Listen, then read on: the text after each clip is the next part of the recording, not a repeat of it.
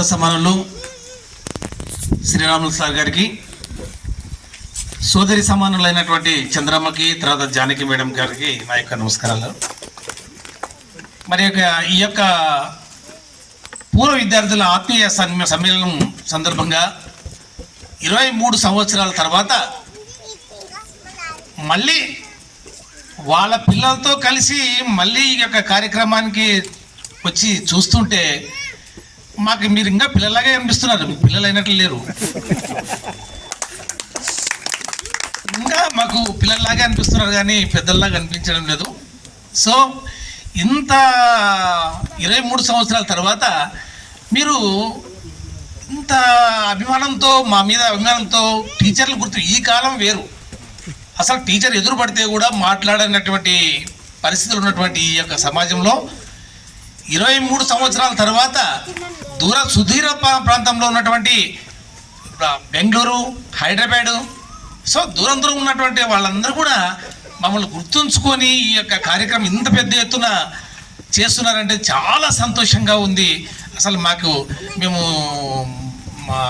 ఇదైపోతున్నాం. మేము ఈ స్టేజ్ మీద చూస్తూ అరే ఎంత కష్టపడుతున్నారు కదా ఈ పిల్లలు, మా కోసం ఇంత గుర్తుపెట్టుకొని ఇంత రిస్క్ తీసుకున్నారే అనిపిస్తుంది. సో మళ్ళీ మీకు ముఖ్యంగా ఒక విషయం చెప్పాలి. మాతృదేవోభవ, పితృదేవోభవ, ఆచార్య దేవోభవ అంటారు. అంటే తల్లి జన్మనిస్తుంది, తండ్రి బాధ్యతలను బరువు మోస్తాడు. మరి వారి తర్వాత గురువుకే మనకి యొక్క స్థానాన్ని ఇచ్చినాడంటే తల్లిదండ్రుల తర్వాత నెక్స్ట్ గురువుకే ఇచ్చారు ఆ భారం. ఎందుకు ఇచ్చారంటే గురువుకి స్వార్థం ఉండదు. ఒక ఉదాహరణకి ఒక తల్లిదండ్రులు ఉంటాడు, వాళ్ళకి 3 పిల్లలు ఉంటారు. వాళ్ళు ఎవరైనా వీక్ ఉంటారు అనుకోండి, ఆర్థికంగా కానీ ఏదైనా కానీ వీక్గా ఉంటే 2 పిల్లలు బాగున్నారులే, ఆ పిల్లోనికి ఒక 2 ఎకరాలు ఎక్కువ ఇద్దాం అనే ఆలోచన తల్లిదండ్రులకు ఉంటుంది. ఇద్దాంలే, ఎట్లా ఒక రకంగా సహాయం చేద్దాము ఆ పిల్లోనికి, వాడు కొంచెం ఆర్థికంగా వీక్ ఉన్నాడు అని చెప్పి. కానీ గురువుకి అలా కాదు. స్కూల్కి వచ్చినటువంటి ప్రతి విద్యార్థికి సమానమైనటువంటి విద్యని బోధించే శక్తి ఒక గురువుకే ఉంది. ఎవరికి తక్కువ ఎక్కువ అనేది తేడా, తారతమ్య భేదాలు చూపించినటువంటి వ్యక్తి మన గురువు. ఇంకొకటి, మాకు దేవుడు అన్ని డిపార్ట్మెంట్లో ఏమిస్తాడో కానీ తెలియదు, కానీ మా ఉపాధ్యాయ వృత్తిలోన 2 రకాలైనటువంటి బిడ్డలు ఇస్తాడు మాకు ఈ రక్త సంబంధమైనటువంటి బిడ్డల్ని ఇస్తే మీరందరూ కూడా మాకు దేవుడు ఇచ్చినటువంటి బిడ్డలు. అందరూ మాకు దేవుడు ఇచ్చినటువంటి బిడ్డలే. ఇలా చూసుకుంటే మా సర్వీసులో కొన్ని వేల మంది ఉంటారు మాకు దేవుడిచ్చిన బిడ్డలు. మాకు దేవుడిచ్చిన బిడ్డలని ఎందుకంటున్నామంటే మాకు మీతోనే ఎక్కువ గడుపుతాం. మేము ఉదయం 9 గంటల నుండి సాయంత్రము 5 గంటల వరకు మీతోనే ఉంటాం. రాత్రి పోతే మా పిల్లలతో గడుపుతాం. ఒక 2-3 అవర్స్ మా పిల్లలతో గడుపుతాం. ఎక్కువ శాతము మీతోనే, మా జీవితం అంతా, మా సర్వీస్ అంతా కూడా మీతోనే గడుపుతాం ఎక్కువగా. ఎగ్జాంపుల్, 2001లో నేను ఇక్కడ నుండి ట్రాన్స్ఫర్ అయిపోయి ఖైరుపల్లి పోయినా హై స్కూల్కి ప్రమోషన్లో. అక్కడ 5 గంటలకు హై స్కూల్ అయిపోతే 7 గంటల వరకు బస్సు లేదు. సో మేమేం చేసేవాళ్ళం అంటే చిన్నగా నడుచుకుంటా కారు మంచిగా వచ్చేవాళ్ళం. మళ్ళీ అటు తర్వాత బస్సు రాలేదు అంటే అప్పుడు ఫోన్లు కానీ లేవు, ల్యాండ్ ఫోన్లు కానీ సెల్ ఫోన్లు కానీ ఏం లేవు 2001లో. సో కారు మంచిగా నడుచుకుంటూ వచ్చేవాళ్ళము. అటు తర్వాత మరి ఇంకా బస్సు రాలేదంటే అగ్రహారం వరకు నడిచి వచ్చేవాళ్ళం. సో మేము ఇంటికి వచ్చే లోపల 7:30-8 అట్లా అయ్యేది. ఇంకా వచ్చేది, తినేది, పడుకునేది, మరి పొద్దున్నే సర్ది కట్టుకోవడం, మరి పోవడం. సో మేము ఎక్కువ గడిపేది ఎవరితోనా? మీతోనే. సో దేవుని ఇచ్చినటువంటి బిడ్డలు మీరు. మరి ఇలాంటి బిడ్డలు కూడా చాలామంది చాలా ఊర్లో ఉన్నారు. వాళ్ళంతా కూడా గుర్తుపెట్టుకొని మమ్మల్ని ఈరోజు ఇంత ఘనంగా సన్మానించినారు అంటే నిజంగా ఈ యొక్క ఆర్గనైజేషన్ చేసినటువంటి కీర్తి, ముఖ్యంగా వాళ్ళ ఆయన కూడా పిలుచుకొచ్చింది ఆమె బెంగళూరు నుండి. సో ఆల్మద్దయ్య, రామేశ్వరమ్మ, ఇక్కడ ఉన్నటువంటి వేరే ఊరిలో పెళ్ళయి పోయినటువంటి ఆడపిల్లలు కూడా ఉన్నారు. వాళ్ళు కూడా ఇక్కడికి వచ్చేసినారు చూడండి.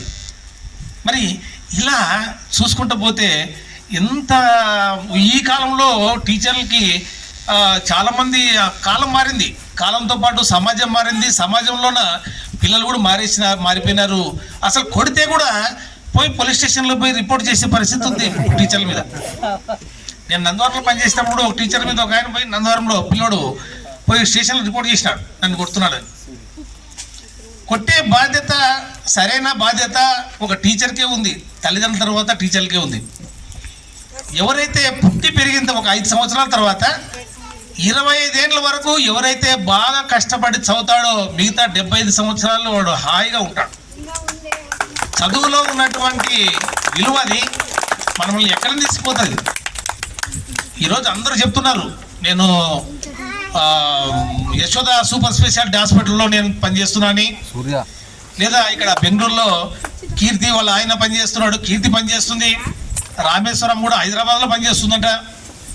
సో ఇవన్నీ చూస్తుంటే చాలా సంతోషం అనిపిస్తుంది, మా పిల్లలు ఎంత బాగా చదువుకున్నారు కదా అని. ఇంకో విషయం చెప్పాలి, ఇక్కడ నేను 2001లో నేను ట్రాన్స్ఫర్ అయితే తమ్మప్ప కొడుకు శివ అనే ఉండే, వాడు కొంచెం నా మీద ఎక్కువ ప్రేమ. సుధాకర్ సార్ అంటే వాడు ఎప్పుడు తరుచుకుని ఉంటుండే, ఎప్పుడు నాతోనే ఎక్కువ. ట్రాన్స్ఫర్ అయితే ఒక వారం రోజులు వాడు బడికి వచ్చినాడంట. సుధాకర్ సార్ వస్తే వస్తా, లేకుంటే లేదు. ఎట్లా వస్తా నేను, నన్ను 5 రూపాయలు వేసినారు. సో వాడు బడికే పోనని చెప్పి మొండికేస్తే వాళ్ళ నాయన తమ్మప్ప మా ఇంటికి వచ్చినాడు. సార్ మీరు వచ్చిపోండి సార్, వాడు బడికి పోకున్నాడు, మీరు రావాలా స్కూల్కి.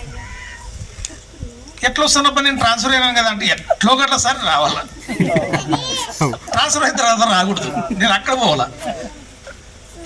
సో నేను వాడిని పిలుచుకొని వాళ్ళ ఇంటికి పోయి, నేను మళ్ళీ శివ ఒక్క నెల రోజులు నాకు వేరే చోట వేసినారు, మళ్ళీ వస్తాను ఈ స్కూల్కి, నువ్వు అంతవరకు నువ్వు ఇంటికాడ కూర్చుంటే బాగుండదు, నువ్వు రా వచ్చేసేయి అంటే, ఆ పిల్లోడు సరే సార్ ఓకే సార్ అని చెప్పి వచ్చేసినాడు. ఈరోజు ఇంజనీరింగ్ కాలేజీలో ప్రొఫెసర్గా పనిచేస్తున్నాడు హైదరాబాద్లో, మియాపూర్లో. చాలా అందరూ కూడా వ్యవసాయం చేసుకునే చిన్న పేద పిల్లలు. ఆ రోజున మేము ఎంత కష్టపడినామంటే వీధి తిరిగి పిల్లల్ని బలవంతంగా వస్తారా రాండి రాండి అని చెప్పి పిలుచుకొచ్చినాము. రాత్రి పడి కూడా చెక్ చేస్తుంటే ఒక్కొక్కసారి నేను రావణ సార్ వస్తే పోలీసు వాళ్ళు అని చెప్పి భయపడి పారిపోయిన వాళ్ళు ఉన్నారు కొంతమంది, వచ్చిర్రా పోలీసు వాళ్ళండి. సో ఎన్నో ఇది. ఇంకొకటి ఏమంటే, మేము వచ్చినప్పుడు 96లో ఊరు 2గా ఉంది, రామిరెడ్డి వర్గం అని, ఈరన్నగౌడు వర్గం అని. అదొకటి ఉంది, బాగా రాజకీయం ఫుల్గా ఉంది. నేనేమో సగం ఊరు నాకు ముగిదిలో బంధుత్వం ఉంది.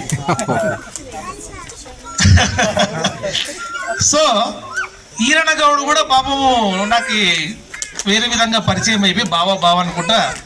సో నేను ఊరిని బాగా అందరినీ చెప్పుకుంటూ చేసుకుంటూ వచ్చిన టీచర్లు కూడా ఇబ్బంది లేకుండా చాలా చక్కగా నేను బంధుత్వం ఉన్నా కూడా ఒక్కరోజు కూడా ఒక్కరు బంధువుల ఇంటికి పోయి భోజనం చేసిన కాలాలు లేదు. 5 సంవత్సరాలు ఇక్కడ ఉంటే కూడా నేను ఒక్కసారి కూడా నేను ఎవరింటికి పోలే.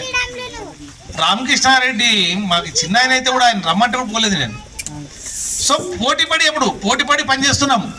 మేము కొత్తలో వచ్చినప్పుడు కొండయ్య, వెంకటేష్ ఎవరో కాన్వెంట్ పెట్టినారు. ఆ కాన్వెంట్ మూతపడే మనం చెప్పే విధానం బట్టి. తర్వాత గౌతమ్ స్కూల్ ఉండే, ఆ గౌతమ్ స్కూల్ మూతపడే. సో ఎంత కష్టపడ్డామంటే మేము మాకు ఈరోజు కష్టపడ్డాం కాబట్టి మాకు ఈ సన్మానం జరుగుతుంది. సో మా పిల్లలు కూడా మాకు మంచి స్థాయిలో ఉన్నారు. ఈరోజు ఇక్కడ ఉన్నటువంటి అందరూ మేడం టీచర్లు అందరూ కూడా, సార్ వాళ్ళు అందరూ కూడా డాక్టర్లు ఉన్నారు, ఇంజనీర్లు ఉన్నారు. మా 3 పిల్లలు కూడా మంచి స్థాయిలో ఉన్నారు. సో మేము ఆ రోజు కష్టపడి మీకు అందరికీ న్యాయం చేసినాము అనుకుంటున్నాము. న్యాయం చేసినాం కాబట్టినే మా పిల్లలకి ఈరోజు మంచి భవిష్యత్తు ఇచ్చినాడు దేవుడు అని చెప్పి. సో ఇలా చెప్పుకుంటూ పోతే చాలా టైం అవుతుంది. సార్ కూడా మాట్లాడాలి. నేను గంట సేపైనా మాట్లాడతాను, ఏ పర్వాలేదు. కాకపోతే సార్ కూడా మాట్లాడాలి. సో ఇంత పిల్లలతో ఈ ఎండకి దాదాపుగా 43-44 డిగ్రీలు ఉంది. సో ఇక్కడ చిన్న పిల్లలతోన మీరందరూ కూడా తల్లి పిల్ల అందరూ కూడా వచ్చి ఈరోజు మా ఉపాధ్యాయుల్ని సన్మానం చేస్తుంటే అసలు జీవితంలోన మేము మరవలేని సంఘటన ఇది. కాబట్టి ఈ యొక్క మీకు శుభాశిస్సులు. ఈ సందర్భంగా అందరూ కూడా చక్కగా ఉండాలి, అందరూ మంచిగా ఉండాలి, మీ యొక్క పిల్లల్ని కూడా మంచిగా తీర్చిదిద్దాలి, మంచి భవిష్యత్తు ఇవ్వాలి దేవుడు అని చెప్పి కోరుకుంటున్నా. సో ఈ యొక్క కార్యక్రమాన్ని ఘనంగా ఏర్పాటు చేసినందుకు పేరు పేరున మీ అందరికీ కూడా మీ యొక్క బ్యాచ్ మొత్తాన్ని కూడా ధన్యవాదాలు తెలుపుతున్నా. Thank you for all.